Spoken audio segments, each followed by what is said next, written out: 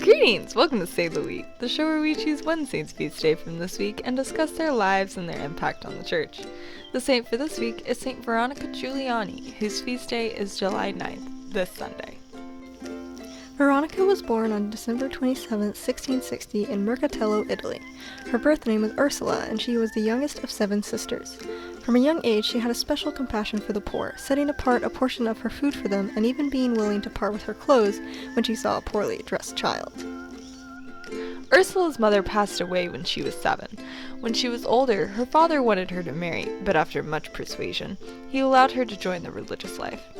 Ursula joined the Capuchin Poor Clares in Città di Castello at the age of 17. She took the name Veronica in memory of Christ's Passion. Veronica exercised humility as a novice, becoming completely submissive to the will of her superiors and considering herself the lowliest person in the convent. For her first 17 years in the convent, Veronica worked in the kitchen, infirmary, sacristy, and also served as portress. When she was 34 years old, she was appointed novice mistress.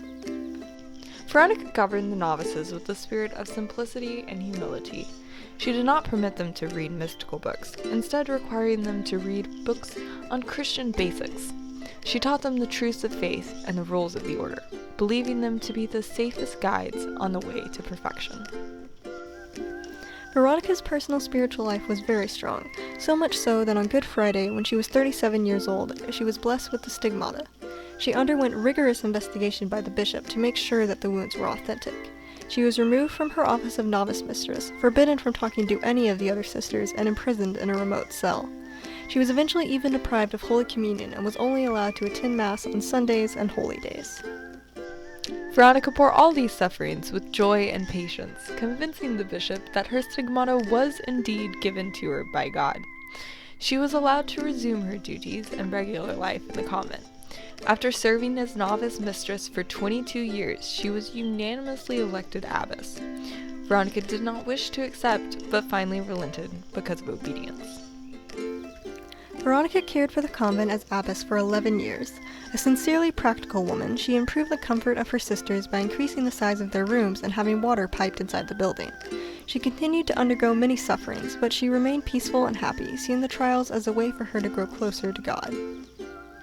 On July 9, 1727, Veronica Giuliani passed on to her eternal reward. Her body is incorrupt. After she died, a figure of the cross was found impressed on her heart. She was beatified by Pope Pius VII in 1804 and canonized by Pope Gregory XVI in 1839.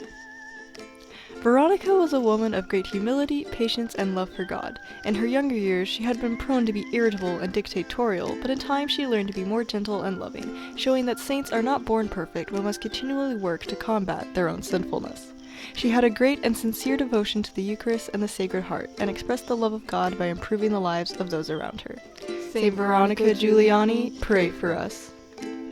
Our honorable mentions for this week are Saint Augustine, Zhao and companions, Saint Benedict, Saints John Jones and John Wall, Saint Henry, Saint Kateri Tekakwitha, and Saint Bonaventure. And of course, there are thousands of other saints who undoubtedly have their feast day this week. But there are so many of them that there is no way we could list them all here. We hope you have enjoyed this episode of Saint of the Week. Thank you for watching, and goodbye. Peace be to you.